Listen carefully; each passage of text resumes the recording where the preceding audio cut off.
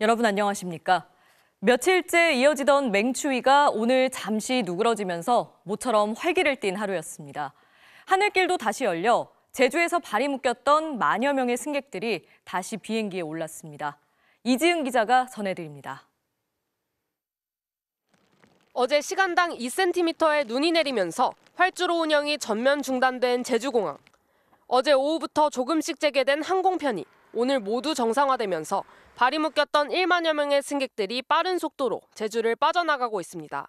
저희가 총 3박 4일 여행이었는데 이틀 차부터 눈이 너무 많이 와가지고 사실 못 갈 줄 알고 공항에서 아침에 다 제설을 대서 다행히 바로 갈 수 있게 된 것 같아요. 오늘 밤까지 500편이 넘는 항공편이 제주공항에 오고 갈 예정입니다. 어제 와가지고 11시 45분 비행기였는데 개량이 돼가지고 그래도 표를 구해서 진짜 다행으로 생각했습니다. 해상의 풍랑특보도 모두 해제돼 제주 여객터미널에선 휴양 선박을 제외한 선박이 모두 운항을 재개했습니다. 강원 산지와 평창 일부를 제외한 한파특보와 전국의 대설특보가 모두 해제되면서 위기 경보 수준도 관심 단계로 내려갔습니다. 서울의 낮 최고 기온은 어제보다 7도가량 오르면서 연일 강추위에 한껏 움츠렸던 시민들도 모처럼 활기를 띠었습니다. 현재 이곳의 온도는 영하 2도 수준입니다. 한층 누그러진 추위에 이곳 서울광장은 스케이트를 즐기러 온 인파들로 가득 찼습니다. 어제는 완전 냉동고에 있는 줄 알았는데 그래도 오늘은 좀 초겨울 좋은 날씨인 것 같아요. 겨울 느낌도 나고 막 심하게 안 추워서 여기저기 다니기도 괜찮은 것 같아요. 아이들은 아예 두꺼운 겉옷을 내려놓고 스케이트 산매경에 빠졌습니다. 오늘이 더 따뜻해요. 반만 저기다 벗어놨어요. 더워요. 크리스마스 이브인 내일 역시 추위는 다소 누그러져 서울, 광주, 부산 등지에서는 영상의 낮 기온을 기록할 전망입니다. MBC 뉴스 이지은입니다. 강추위가 물러가고 내일부터는 서울을 비롯한 중부지방을 중심으로 눈이 내리겠습니다. 화이트 크리스마스가 될 것으로 보이는데요. 기상센터 연결해 자세한 연휴 날씨 알아봅니다. 김가영 캐스터 전해주시죠. 네, 주말 아침까지도 영하 10도를 밑도는 강추위가 이어졌는데요. 그나마 오후부터는 한파의 기세가 조금씩 꺾이기 시작을 했습니다. 성탄 전야에 맞춰서 기온은 갈수록 더 오를 텐데요. 내일과 모레는 서울의 낮 기온이 영상권을 보이면서 활동하기 한결 더 수월해지겠습니다. 대신 올해는 화이트 크리스마스를 맞이할 가능성이 높다는 점 기억을 하셔야겠습니다. 이미 백령도 부근부터 눈구름이 들어오기 시작을 했는데요. 크리스마스 이브인 내일은 서울을 비롯한 전국 대부분 지방으로 가끔 눈이 내리겠고요. 성탄절 당일에도 새벽부터 낮 사이 중서부 지방을 중심으로 한때 눈이 올 것으로 보입니다. 특히 대설 예비특보가 내려진 제주 산지에는 최고 8cm가량의 큰 눈이 또 쏟아질 걸로 우려가 되고 있고요. 중부와 호남 지방에도 많게는 5cm, 서울을 비롯한 그 밖의 지역도 1에서 3cm가량의 눈이 내려 쌓일 걸로 보입니다. 길이 상당히 미끄러울 것으로 보이니까 교통안전에 각별히 유의를 하셔야겠습니다. 이 눈이 그친 뒤로도 새 및 한파는 없을 전망이고요. 연말 연시에도 예년 수준의 겨울 날씨가 이어질 것으로 기상청은 전망하고 있습니다. 지금까지 기상센터에서 전해드렸습니다. 포스코 포항제철소에서 화재가 발생해 공장 가동이 일부 중단됐습니다. 이 과정에서 포스코가 용광로 폭발을 막기 위해 가스를 강제 배출하면서 공장 일대가 시커먼 연기로 뒤덮였습니다. 김형일 기자가 보도합니다. 공장 건물들 사이로 시뻘건 불길이 치솟고 시커먼 연기가 하늘을 뒤덮었습니다. 오늘 오전 7시 7분쯤 포스코 포항제철소 제2용광로 전력 케이블망 설비에서 화재가 발생했습니다. 호미곶 쪽으로 이제 연기가 검은 연기가 계속 지나가가지고 그래서 보니까 이제 불나서 회사 측은 용광로 산소 공급 밸브가 파손되면서 전력 케이블 주변에서 불꽃이 튀어 불이 난 것으로 추정하고 있습니다. 불은 2시간 10분 만에 진화됐지만 정전으로 공장 가동이 일시 중단됐습니다. 그런데 이 과정에서 화염과 함께 쉴 새 없이 검은 연기가 뿜어져 나왔습니다. 화재 때문인 게 아니라 공장 내 전력을 만드는 데 쓰이는 부생가스를 태워서 밖으로 내보낸 겁니다. 부생가스는 철강 생산 공정에서 발생하는 가스를 다시 태워 에너지를 만드는 데 쓰이는데 정전이 되면 가스로 인한 폭발 위험성을 줄이기 위해 자동 배출이 이루어진다고 회사 측은 설명했습니다. 하지만 막대한 검은 연기가 뿜어져 나오면서 제철소 인근 주민들은 크게 놀랐습니다. 좀 안 좋죠. 우리는 그 송도에 살고 있는데 저게 뭐 분지라든지 그다음에 또 안전 부지라고 좀 생각을 하면 할 수밖에 없고 시민 입장에서는. 환경단체는 용광로 가동이 중단되는 사고가 날 때마다 포스코가 유해가스를 무단 배출해 시민들의 건강을 위협하고 있다며 대책을 요구했습니다. 포항제철소에서는 올 들어 코크스 오븐 가스 승합 장치에서 불이 났고 컨베이어 벨트에서도 2번이나 화재가 발생했습니다. 매번 용광로 가동에 문제가 있을 때마다 그 많은 유해가스가 배출되고 검은 연기가 하늘을 덮을 정도인데 시민들이 얼마나 불안한 마음으로 지켜보고 있는지. 포스코 측은 중요 설비에 대한 전기 공급은 비상발전기를 통해 이루어져 전체 조업이나 생산량에는 큰 영향이 없을 것으로 보인다고 설명했습니다. MBC 뉴스 김형일입니다. 마약 투약 혐의를 받고 있는 배우 이선균 씨가 세 번째 경찰 조사를 받고 있습니다. 경찰은 오늘 조사를 끝으로 수사를 마무리하고 이 씨의 송치 여부를 결정할 방침입니다. 조재영 기자의 보도입니다. 배우 이선균 씨가 세 번째로 경찰에 출석했습니다. 마약 투약 혐의 인정하십니까? 예, 조사에서 성실하게 답변드리고 있습니다. 마약인 줄 몰랐다는 취지로 계속 하시는데 여전히 같은 입장이시죠? 예, 그것 또한 다 사실대로 말씀드리겠습니다. 이 씨는 유흥업소 실장으로부터 무언가를 받아 투약했지만 그게 마약인지 아닌지는 몰랐다는 주장을 해왔습니다. 간이 시약 검사에 이어 국과수 정밀감정에선 음성 판정이 나왔습니다. 경찰은 이 씨에 대한 조사와 함께 이 씨가 유흥업소 실장 등에게 협박을 당해 3억 5천만 원을 뜯겼다고 고소한 사건도 함께 조사하고 있습니다. 2달간 이 씨에 대한 수사를 끌어온 경찰은 이번 소환을 끝으로 송치 여부를 결정할 방침이어서 조사가 밤늦게까지 이어질 것으로 보입니다. 승용차 한 대가 도로 난간에 들이받은 채 위태롭게 걸쳐져 있습니다. 오늘 오전 8시쯤 서울 마포대교 북단 강변북로에서 승용차가 트럭을 들이받는 사고가 났습니다. 다행히 크게 다친 사람은 없었습니다. 경찰은 운전자가 음주 상태는 아니었다며 차선을 변경하다 사고가 난 걸로 보고 있습니다. 오후 3시 반쯤엔 경기도 하남시 망월동에서 버스가 표지판을 들이받아 3명이 다쳤습니다. 경찰은 버스 기사가 졸음운전을 했다는 진술을 토대로 사고 경위를 조사 중입니다. 충북 청주시 서원구의 한 식당에서 불이 나 옆 가게까지 번져 소방서 추산 1,600만 원 상당의 재산 피해가 났습니다. MBC 뉴스 조재영입니다.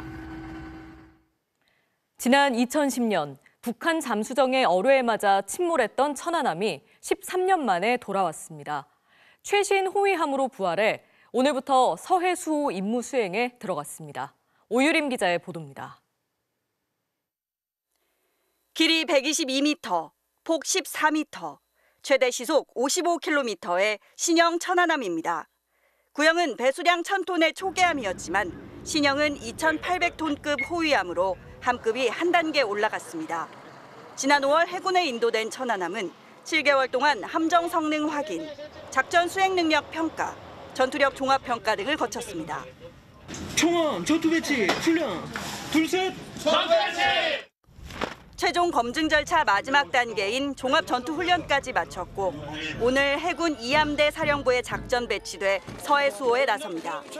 천안함은 현재 필승의 전투 준비 태세를 갖추었습니다. 확고한 정신무장하에 적이 도발한다면 현장에서 즉각적으로 강력하게 끝까지 응징하겠습니다. 몸집이 더 커진 천안함은 해상작전 헬기 한 대를 탑재할 수 있습니다. 또 5인치 함포와 함대함 유도탄, 한국형 수직 발사 체계로 발사하는 전술함 대지 유도탄, 장거리 대잠 어뢰 등의 무장 능력을 갖췄습니다. 특히 대잠 능력이 강화됐는데 선체 고정 음탐기와 예인선 배열 음탐기로 원거리에서도 적의 잠수함을 탐지해 공격할 수 있습니다. 승조원들은 천안함 46용사 추모비를 찾아 참배하고 서해 수호 의지를 다졌습니다. 13년 전 천안함에서 근무했던 류지욱 중사는 이번엔 통신부사관으로 천안함에 올랐습니다. 13년 전 완벽한 서해 수호를 위해 다짐했던 그 순간을 가슴에 담고 적이 도발하면 반드시 응징해 전우들의 명예를 사수하겠습니다. 천안함은 지난 2010년 3월 26일 백령도 남서쪽 1km 지점에서 북한 잠수정의 어뢰에 공격당해 침몰했습니다. 이 공격으로 천안함 승조원 46명이 전사하고 수색 작전에 투입된 한주호 준이가 순직했습니다. MBC 뉴스 오유림입니다. 이스라엘과 하마스의 2차 휴전 협상이 지지부진한 가운데 양측의 충돌은 오히려 격화되고 있습니다. 이스라엘은 최대 규모의 땅굴 폭파 영상을, 하마스는 인질의 생전 영상을 공개하며 맞서고 있는데요. 가자지구 사망자가 2만 명을 넘어서자 유엔 안전보장이사회는 인도적 지원을 확대하기 위한 결의안을 채택했습니다. 보도에 윤성철 기자입니다. 이스라엘군이 공개한 가자시티 내 하마스 땅굴 폭파 영상입니다. 도심 한복판에서 시뻘건 불꽃이 치솟더니 곧바로 연쇄 폭발이 일어납니다. 땅굴 위에 서 있던 빽빽한 건물들은 와르르 무너지고 일대는 순식간에 잿더미가 됩니다. 하마스 1인자 신와르 등 고위 지도부의 은신처와 연결된 땅굴을 한꺼번에 제거한 겁니다. כוחותינו חיסלו יותר מ-2,000 מחבלים מהאוויר, מהים ומהיבשה. 이스라엘의 공세에 맞서 하마스는 인질 카드를 꺼내들고 압박 수위를 높이고 있습니다. 최근 시신으로 발견된 이스라엘 남성 3인의 생전 모습 등 인질 영상을 잇따라 공개한 겁니다. أبلغنا كل الأطراف بموقف واضح ومحدد أنه لا تفاوض حول قضية الأسرى قبل وقف العدوان. 양측의 충돌이 격화되는 가운데 가자지구 사망자는 2만 명을 넘어섰습니다. 살아남은 이들의 상황도 처참해 전체 인구의 85%가 피난민 신세입니다. 국제사회 우려가 커지는 가운데 유엔 안전보장이사회는 가자지구에 대한 인도주의적 지원을 확대하는 결의안을 채택했습니다. 하지만 당초 초안에 담겼던 적대행위 중단 촉구는 상임이사국인 미국이 거부권을 시사해 빠졌습니다. A humanitarian ceasefire is the only way to begin to meet the desperate needs of people in Gaza and end their ongoing nightmare. 이스라엘 역시 하마스가 제거될 때까지 휴전은 없다는 입장을 고수하고 있어 2차 휴전 협상에 난항이 예상됩니다. MBC 뉴스 윤성철입니다.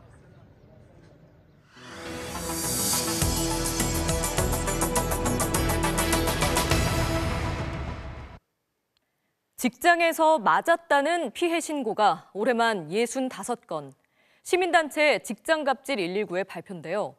실제로 자로 때리고 송곳으로 찌르는 믿기 힘든 폭력이 어느 직장 안에서 벌어지고 있었습니다. 작년부터 괴롭힘 근절 대책을 쏟아내고 있는 새마을금고에서 생긴 일입니다. 차주혁 기자가 취재했습니다. 팀장 앞에 불려온 직원이 야단을 맞고 있습니다. 갑자기 아랫도리로 손을 뻗자 직원은 뒷걸음질 치며 몸을 피합니다. 성기를 대라 그러면 잘못했지는 갖다 대라고 만지려고 그러니까 너무 싫은 겁니다. 이번엔 들고 있던 노트를 힘껏 치켜들더니 머리를 때리려고 합니다. 한번 맞아본 경험이 있으니까 막은 거거든요. 맞았으면 분명히 맞았을 겁니다. 영상이 촬영된 곳은 경기도의 한 새마을금고. 두 사람은 입사 한 기수 차이로 같은 사무실에서 일하지만 사실 지금은 같은 팀도 아닙니다. 물리적 폭력이라고 하면 저희 차량, 아저씨 일어났다, 헤드락, 이것도 폭력이라면 저는 그거 한건 맞습니다. 폭력 수위는 상상을 초월했습니다. 손가락 마디 사이를 자를 세워서 내리쳤다고 합니다. 이거를 이렇게 때리는 게 아니라 이렇게 된 다음에 여기 이렇게 내려 찍습니다. 두 손. 찍어서 딱딱 소리가 나잖아요. 팍 찍어요. 그러면 특히 여기가 아프죠. 여기보단 여기가 맞아요. 아픈 데를 잘 알고 있어요. 아파하는지 표정까지 살피며 송곳으로 손가락 사이를 찔렀다고도 했습니다. 이거를 찌르는데 제일 아픈 데가 사실 여기 연한 살이 여기잖아요. 이런 데를 찔러서 표정을 보더라고요. 여기는 안 찔러. 여기가 제일 아프니까. 쉽게 믿기지 않아 피해자가 알려준 팀장 책상을 확인해봤습니다. 연필통 안에 20cm 철제자 그리고 날카로운 송곳이 꽂혀 있었습니다. 이걸로 과장님 손 혹시 때리신 적 있어요? 예전에 있었습니다. 예전 첫 번째 있을 때. 또 하나는 이게 송곳이잖아요. 네. 송곳으로 이 손가락 사이 여기 찌르신 적 있으세요? 네, 있습니다. 예전에 그때도 수고할 때였습니다. 몇 년 전 같은 팀일 때 한 번 그런 적이 있었다고 했지만 자로 맞고 송곳에 찔린 직원들은 더 있습니다. 팀장을 피해 다른 지점으로 옮기기 전, 그러니까 불과 몇 달 전까지도 당했다고 합니다. 숨어서 찌르거나 자로 때리고 그런 걸 똑같이 저도 당했습니다. 말도 안 되시겠다고 느끼겠지만은 그게 찔려가지고 피도 나고 그랬었어요. 같은 실수를 반복했다. 차기 팀장 후보라 더 엄하게 했다.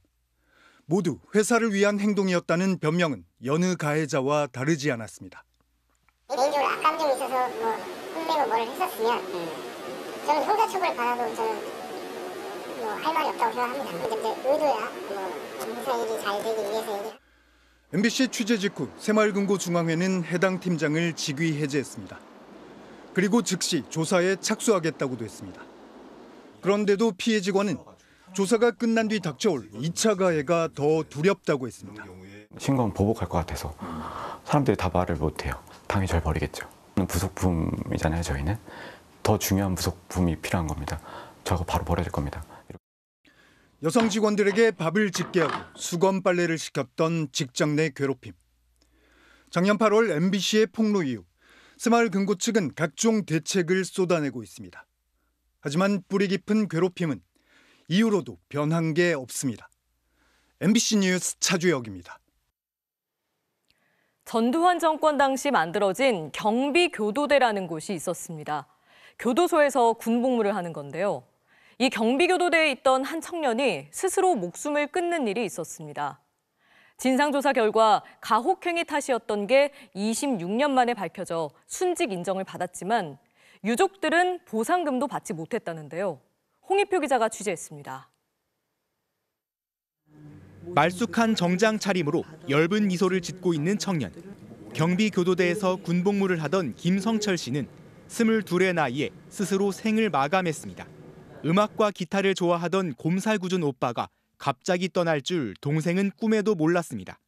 교도소 측이 내놓은 이유는 이성 문제였습니다. 김 씨가 여자친구 문제로 고민하다 극단적 선택을 했다고 기록한 겁니다. 하지만 오빠가 당시 여자친구가 없었다는 걸 알았던 동생은 교도소 주장을 고지곳대로 믿을 수가 없었습니다. 여자 문제라고 공공 기록물 같은 거에 남겼대요. 여자친구가 없었기 때문에 나중에 그 사실을 알았을 때 세월은 많이 흘렀지만 굉장히 어이가 없었죠. 군 사망사고 진상규명위원회 조사 결과 김 씨는 가혹행위 때문에 사망하게 된 것으로 드러났습니다. 김 씨가 반합 뚜껑에 머리를 박는 원산 폭격을 당하거나 고참과 간부들의 이름을 외우게 강요받았던 겁니다. 위원회는 부대 내 만연한 구타와 욕설, 가혹행위와 이를 묵인한 부대의 관리 소홀이 사망에 이르게 했다고 밝혔습니다. 김 씨는 사망한 지 26년 만인 지난 2021년 순직 판정을 받았습니다. 하지만 유족에게는 또 다른 장벽이 있었습니다. 순직한 데 따른 사망급여금, 보상금을 받지 못한 겁니다. 의무경찰의 경우 순직한 때로부터 5년 이내에 보상금을 청구할 수 있다고 돼 있지만 경비교도대는 그런 규정이 없습니다. 뒤늦게 순직 인정을 받아도 보상받을 방법이 없었던 겁니다. 빠르게 관련 법령을 개정하여서 유족들이 그에 합당한 보상과 예우를 받을 수 있게끔 해야 되는데 유족들의 아픔을 2배, 3배로 더 크게 하고 있는 상황이라고 볼 수 있을 것 같습니다. 같은 군복무를 해도 어디서 근무했느냐에 따라 보상에 차등을 두고 있는 현실. 이에 대해 법무부는 현재 시행령 개정 절차를 진행 중이라며 내년 중에 시행령을 개정할 예정이라고 밝혔습니다. 국가를 상대로 수년간의 싸움을 이어온 유족은 단순한 돈의 문제가 아니라 명예회복, 더 나아가 국가 책임의 문제라고 강조합니다. 돈으로는 설명이 안 되죠. 오빠는 순직 결정이 되어도 살아오지는 못하지만 살아오는 거 다음으로 좋은 게 명예회복이에요. MBC 뉴스 송익표입니다. 걷기 어려운 장애를 앓고 있는데도 지자체에서 장애인 콜택시 이용 허가를 내주지 않아 불편을 겪어온 사연, 지난 여름에 전해드렸는데요. 지자체 손을 들어줬던 1심 법원 판결이 항소 끝에 뒤집혔습니다. 장애가 심하지 않아도 장애인 콜택시를 이용할 수 있도록 해야 한다는 판단입니다. 유서영 기자입니다. 휠체어나 보행기 없인 걷기조차 힘든 경추 척수증을 앓고 있는 황덕현 씨. 황 씨는 보행상 장애가 있지만 서울시는 장애 기준표상 하체 장애는 심하지 않다는 이유로 장애인 콜택시 이용 허가를 내주지 않았습니다.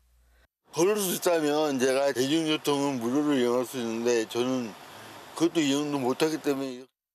결국 황 씨는 서울시를 상대로 소송을 제기했고 1심 법원은 서울시의 조치가 법에 어긋난다면서도 배차 대기 시간을 줄이기 위해 이용 대상을 좁혔다는 서울시의 손을 들어줬습니다. 그러나 황 씨의 항소로 열린 2심의 판단은 달랐습니다. 법원은 교통약자가 특별 교통수단 이용에 배제되지 않도록 이용 대상자 범위를 지나치게 축소하지 않을 필요가 있다며 서울시 등은 황 씨에게 장애인 콜택시 이용을 허가하고 정신적 배상금 300만 원을 지급하라고 판결했습니다. 그러나 승소 소식을 들은 황 씨는 장애인 콜택시를 대폭 늘리지 않는 이상 또 다른 교통약자가 소외받을 것이라고 우려했습니다. 2018년서부터 지금 5년 동안 쌓은 거거든요. 늘릴 생각을 해야지. 대수가 적기 때문에 넌 타지 말아라. 서울시에 따르면 장애인 콜택시의 하루 호출 건수는 4,000건을 웃돌지만 보유한 차량은 법인 특장 택시 등을 포함해 690여 대에 불과합니다. MBC 뉴스 유서영입니다. 매년 이 공연의 포스터가 내걸리면 곧 크리스마스가 다가오는구나 실감하게 됩니다. 바로 호두까기 인형인데요. 어느 발레 공연보다 어린 무용수들이 많이 나오는 작품이기도 합니다. 무대에 오르기 위해 애쓰고 있는 미래 발레의 주역들, 임소정 기자가 만나고 왔습니다.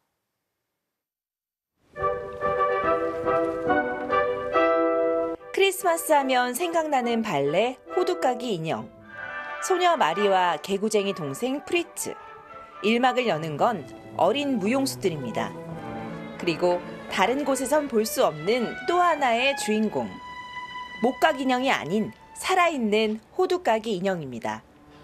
다른 발레단에는 이런 역이 없는 중요한 역할이에요.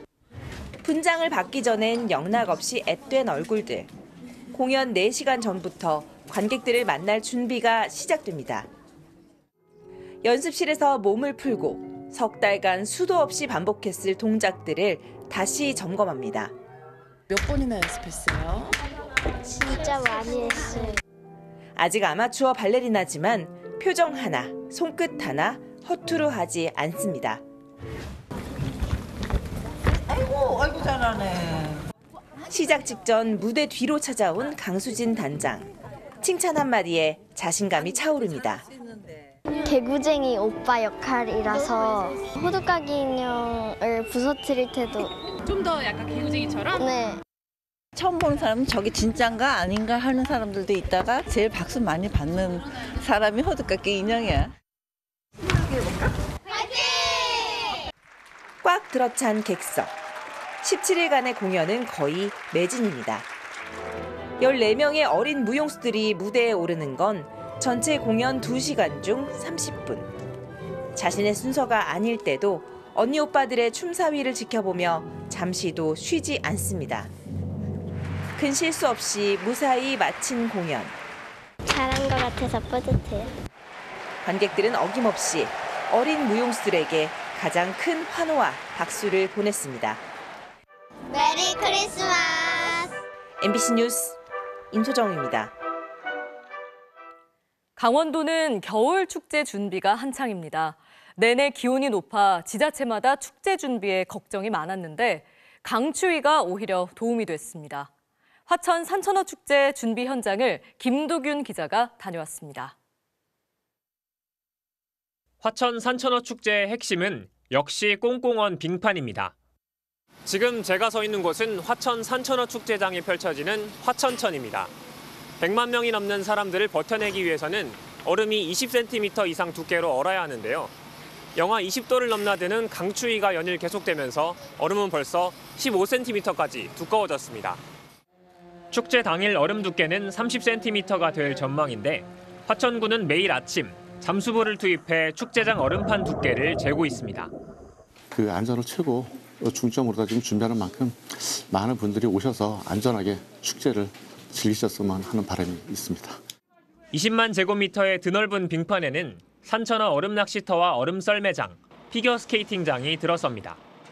매년 인기를 모았던 산천어 맨손잡기 체험장과 짚라인은 올해도 다시 등장합니다.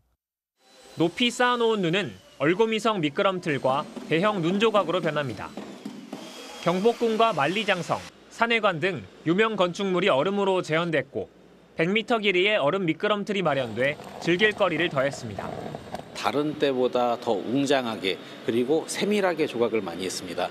그리고 즐길 거리가 많은 캐릭터들도 많이 조각을 했으니까.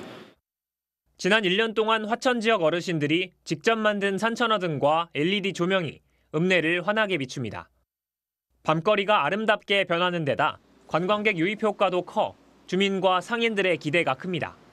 시장이라든가 모든 업소들이 매출이 굉장히 올라가요. 잘 됩니다. 코로나19 이전 수준인 150만 명 방문 목표를 내건 이번 산천어 축제는 내년 1월 6일 막을 올려 23일 동안 화천에서 펼쳐집니다. MBC 뉴스 김도균입니다. 국내 주유소 휘발유와 경유 판매 가격이 11주째 하락세를 보였습니다.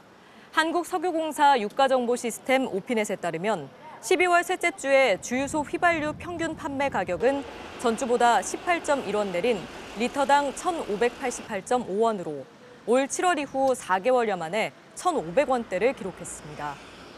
경유 판매 가격은 25원 하락한 1,509.6원으로 집계됐습니다. 일하던 카페 점장이 마시던 커피에 락스를 탄 혐의로 재판에 넘겨진 20대 직원에게 서울중앙지법이 징역 1년에 집행유예 2년을 선고했습니다.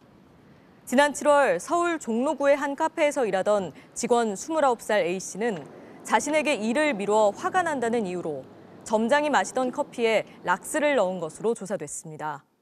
점장은 커피를 뱉어냈지만 전치 2주의 급성 인두염을 진단받았습니다. 재판부는 신체에 중대한 훼손을 가할 수 있는 락스를 타 마시게 하는 방법으로 상해를 가했다며 사안이 가볍지 않다고 양형 이유를 밝혔습니다.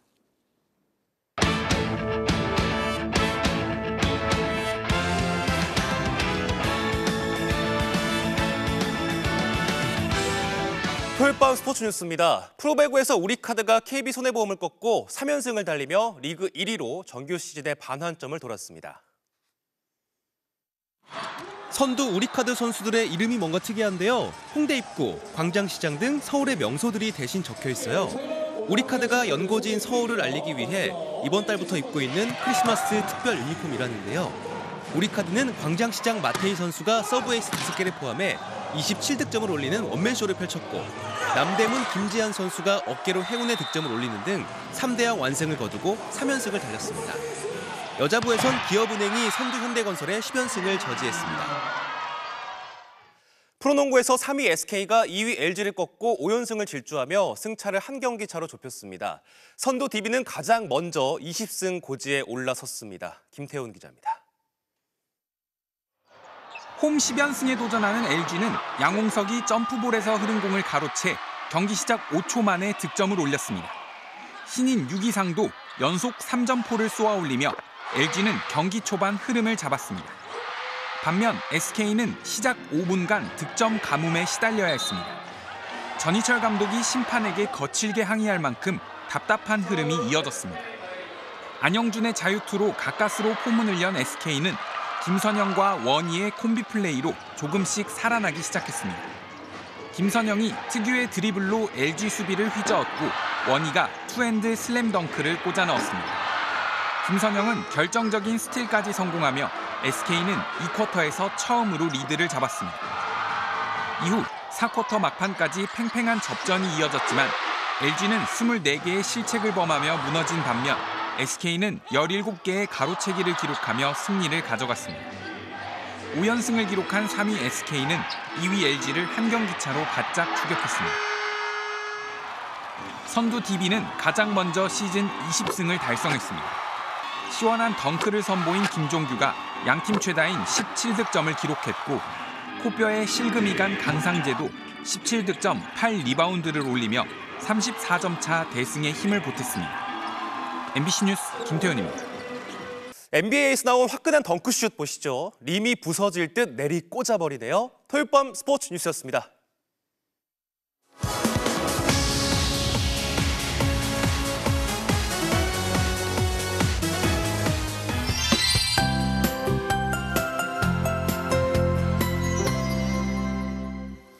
주말에도 이어진 매서운 한파에 고생 많으셨습니다. 오늘 아침 서울 지방 기온이 영하 12.7도에 낮 동안에도 영하권의 추위가 기승을 부렸는데요. 다행히 성탄 전야에 맞춰 심한 추위는 차츰 물러가겠습니다. 내일 아침 서울의 기온이 영하 6도로 평년 수준과 엇비슷하겠고 낮 기온은 영상권으로 돌아서겠습니다. 단 지금 백령도 부근부터 눈구름이 들어오기 시작을 했는데요. 크리스마스 이브인 내일은 서울을 비롯한 대부분 지방에 눈이 오겠습니다. 특히 대설 예비특보가 내려진 제주 산지에는 최고 8cm가량의 큰 눈이 또 쏟아지겠고요. 중부와 호남 지방에도 많게는 5cm, 서울을 비롯한 그 외 지역은 1에서 3cm 안팎이 예상되고 있습니다. 또 성탄절 당일에도 중서부 지방에 한때 눈이 내릴 걸로 보고 있습니다. 내일 전국적으로 눈이나 비가 내리겠고요. 동쪽 지방에서는 메마른 날씨가 계속되겠습니다. 내일 아침 서울 기온 보시면 영하 6도, 대전 영하 5도 등으로 오늘보다는 높아지겠습니다. 낮 기온도 서울이 2도, 부산은 7도까지 오르겠습니다. 이 눈이 그친 뒤로도 세미 한파는 없을 전망이고요. 연말 연시에도 예년 수준의 겨울 날씨가 이어질 걸로 내다보고 있습니다. 날씨였습니다. 12월 23일 토요일 뉴스데스크 여기서 마칩니다. 시청해주신 여러분 고맙습니다.